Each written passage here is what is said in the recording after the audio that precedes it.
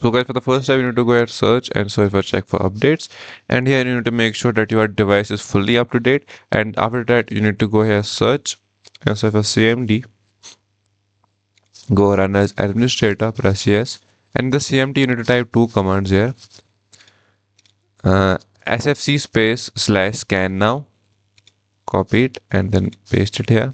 It's SFC space slash scan now. Press enter, and it will take some time. And after that, you need to press another command, that's DISM online cleanup restore health.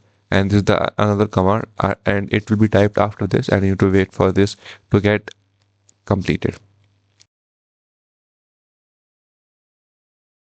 This is complete, then you have another command here, DISM space slash line space slash cleanup dash image space slash restore health.